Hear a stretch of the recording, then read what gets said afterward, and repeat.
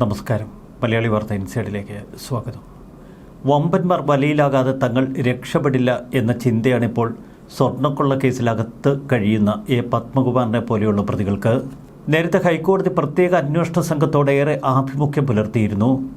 അന്വേഷണ സംഘത്തിന് സമ്മർദ്ദം നൽകുന്ന തരത്തിൽ വാർത്തകൾ നൽകരുത് എന്ന് ഹൈക്കോടതി നേരത്തെ നിർദ്ദേശം വച്ചിരുന്നു. എന്നാൽ ഇന്നലെ ഹൈക്കോടതിയുടെ ഭാവം മാറി. പ്രത്യേക അന്വേഷണ സംഘം എന്തുകൊണ്ട് KP ശങ്കർദാസിനെ അറസ്റ്റ് ചെയ്യുന്നില്ല എന്നാണ് ഇന്നലെ ഹൈക്കോടതി ചോദിച്ചത്.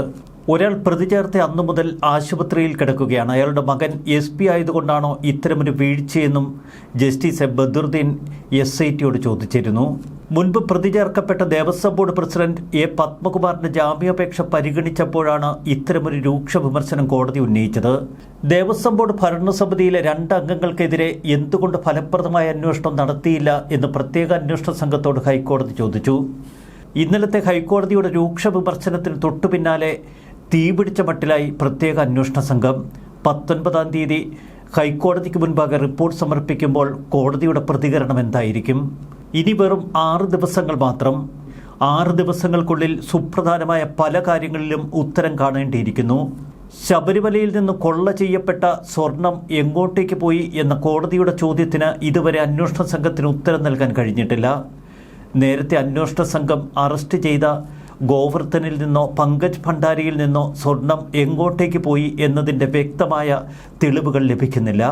പ്രത്യേക അന്വേഷണ സംഘം ശങ്കർദാസിനെ പ്രതി ചേർത്തതിന് തൊട്ടുപിന്നാലെയാണ് പക്ഷാഘാതം പിടിപെട്ട് ശങ്കർദാസ് ആശുപത്രിയിൽ ചികിത്സ തേടിയത്.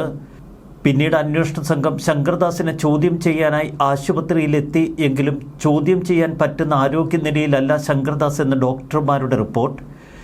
ഇക്കഴിഞ്ഞ ദിവസം ശങ്കർദാസിനെ ഡിസ്ചാർജ് ചെയ്യുമെന്ന സൂചനകൾ പുറത്തു വന്നിരുന്നു. ഇതിന് പിന്നാലെ അന്വേഷണ സംഘം ആശുപത്രിയിലുമെത്തി. എന്നാൽ പെട്ടെന്ന് BP കൂടുകയും ICUയിൽ അഡ്മിറ്റ് ആക്കുകയും ചെയ്തുവെന്നാണ് ഡോക്ടർമാർ പറയുന്നത്. ചിലർ ശങ്കർദാസ് ICUയിൽ കിടക്കുന്ന ചിത്രങ്ങൾ പ്രസിദ്ധീകരിച്ചിരുന്നു.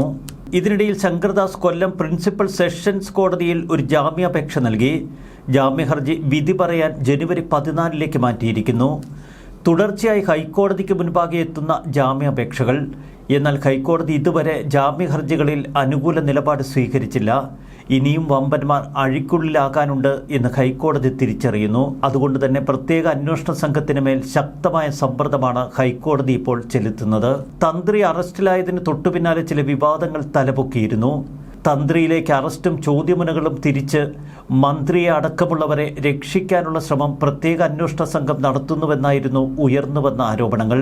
ജനുവരി 19 കേസ് കോടതി പരിഗണിക്കുമ്പോൾ ഏറ്റവും ഭയപ്പെടുന്നത് പ്രത്യേക അന്വേഷണ സംഘം ഒറ്റ കാര്യത്തിൽ. മുൻ ദേവസ്വം മന്ത്രി കടകംപള്ളി സുരേന്ദ്രനെ എന്തുകൊണ്ട് അറസ്റ്റ് ചെയ്തില്ല എന്ന് ഹൈക്കോടതി ചോദിക്കുമോ എന്ന ഭയം. ദേവസ്വം ബോർഡിന്റെ ഇപ്പോഴത്തെ പ്രസിഡന്റ് PS പ്രശാന്തിലേക്കും അന്വേഷണം കാര്യക്ഷമമായി തിരിക്കാൻ അന്വേഷണ സംഘത്തിന് കഴിഞ്ഞിട്ടില്ല. PS പ്രശാന്തിനെ രക്ഷിക്കാൻ ശക്തമായ സമ്മർദ്ദം പ്രത്യേക അന്വേഷണ സംഘത്തിന് മേലുണ്ട് എന്ന് പ്രതിപക്ഷം ആരോപിക്കുന്നു. PS പ്രശാന്തിന് മേൽ ആരോപണമുന തിരിഞ്ഞാൽ അത് ഇപ്പോഴത്തെ മന്ത്രിസഭയെ ബാധിക്കും. പ്രത്യേകിച്ച് VN വാസവൻ അടക്കമുള്ള മന്ത്രിമാർ സംശയനിഴലിലാകും.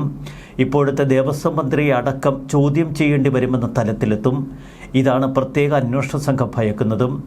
മുൻ ദേവസ്വം മന്ത്രി കടകംപള്ളി സുരേന്ദ്രനെ സ്വർണ്ണക്കൊള്ളയുടെ പേരിൽ അറസ്റ്റ് ചെയ്താൽ ഇപ്പോഴത്തെ ദേവസ്വം മന്ത്രി വാസവനെയും ചോദ്യം ചെയ്യേണ്ടി വരും. ഒരുപക്ഷെ അറസ്റ്റ് ഉൾപ്പെടെയുള്ള നടപടികളിലേക്കും കടക്കേണ്ടി വരും.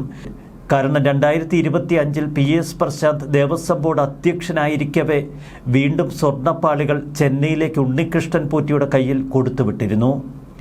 നേരത്തെയുള്ള ദേവസ്വം മന്ത്രിയെ ചോദ്യം ചെയ്യുകയും അറസ്റ്റ് ചെയ്യുകയും ചെയ്താൽ ഇപ്പോഴത്തെ ദേവസ്വം മന്ത്രിയിലേക്ക് സംശയമുന നീളും. അത്തരമൊരു സാഹചര്യമുണ്ടായാൽ അത് നിയമസഭാ തെരഞ്ഞെടുപ്പിലടക്കം വലിയ വെല്ലുവിളിയാകുമെന്ന് ഭരണകൂടം കണക്കുകൂട്ടുന്നു. ഈ സാഹചര്യം ഗൗരവത്തോടെ നോക്കിക്കാണുകയാണ് ഹൈക്കോടതി. പ്രത്യേക അന്വേഷണ സംഘത്തിന് ഈ മാസം 19-ാം തീയതി ഹൈക്കോടതി നൽകുന്ന നിർദ്ദേശം എന്തായിരിക്കും? ശക്തമായ നിർദ്ദേശവും ഉത്തരവുമാണ് ഹൈക്കോടതിയിൽ നിന്ന് പുറത്തുവരുന്നത് എങ്കിൽ പൂർണ്ണമായും ഈ സർക്കാർ സമ്മർദ്ദത്തിലാകും. വാസവനെ അടക്കം ചോദ്യം ചെയ്യേണ്ടി വരുമെന്ന ഘട്ടത്തിലേക്ക് അന്വേഷണം എത്തുമോ എന്ന ഭയമാണിപ്പോൾ പ്രത്യേക അന്വേഷണ സംഘത്തിനും സർക്കാരിനും LDF സംവിധാനങ്ങൾക്കുമൊക്കെ.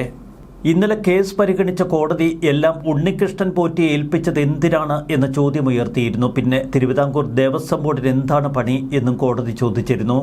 സ്വർണ്ണക്കൊള്ളക്കേസിലെ പ്രതികളുടെ ജാമ്യഹർജി പരിഗണിക്കുമ്പോഴായിരുന്നു ഈ രൂക്ഷ വിമർശനം. ശബരിമല ശ്രീകോവിലിൻ്റെ വാതിൽ, കട്ടിളപ്പാളി, ദ്വാരപാലക ശില്പം എന്നിവയടക്കം സ്വർണം പൂശുന്നതിനായി ഉണ്ണികൃഷ്ണൻ പോറ്റിയെയാണ് ബോർഡ് ഏൽപ്പിച്ചത്.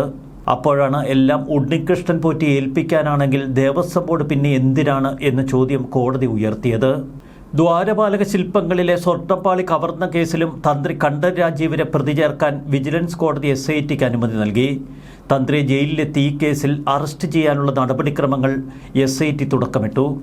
നേരത്തെ കട്ടിളപ്പാളി കേസിലായിരുന്നു തന്ത്രിയെ പ്രതി ചേർത്തത്. സ്വർണ്ണപ്പാളി ചെമ്പാക്കി മാറ്റിയ മഹസറിലും ഒപ്പിട്ടതുവഴി തന്ത്രിക്കും ഗൂഢാലോചനയിൽ പങ്കുണ്ട് എന്ന് SIT കോടതിയെ അറിയിച്ചു.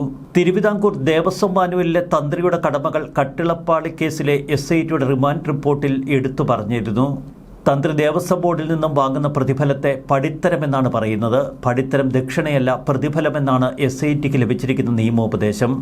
അസിസ്റ്റന്റ് കമ്മീഷണറുടെ ഇതേ ഉത്തരവാദിത്തങ്ങൾ വഹിക്കേണ്ട തന്ത്രി ക്ഷേത്ര സ്വത്തുക്കൾ സംരക്ഷിക്കാൻ ഉത്തരവാദിത്തമുള്ളയാളാണ്. ഈ ഉത്തരവാദിത്തം മറന്നാണ് കട്ടിളപ്പാളികൾ ഉണ്ണികൃഷ്ണൻ പോറ്റിക്ക് പുറത്തേക്ക് കൊണ്ടുപോകാനുള്ള അനുവാദം തന്ത്രി നൽകിയത്. ഇതിന് പിന്നാലെ ദ്വാരപാലക ശില്പങ്ങളിലെ സ്വർണ്ണപ്പാളി കവർച്ച കേസിലും തന്ത്രിയെ പ്രതി ചേർത്തിരിക്കുന്നു. ആദ്യ കേസിലെ തന്ത്രിയുടെ ജാമ്യാപേക്ഷ ജനുവരി 19 കോടതി പരിഗണിക്കും. ജനുവരി 19 SIT തങ്ങളുടെ റിപ്പോർട്ട് ഹൈക്കോടതിക്ക് മുൻപാകെ സമർപ്പിക്കേണ്ടതും. ഏറെ നിർണായകമാണ് ദിവസം.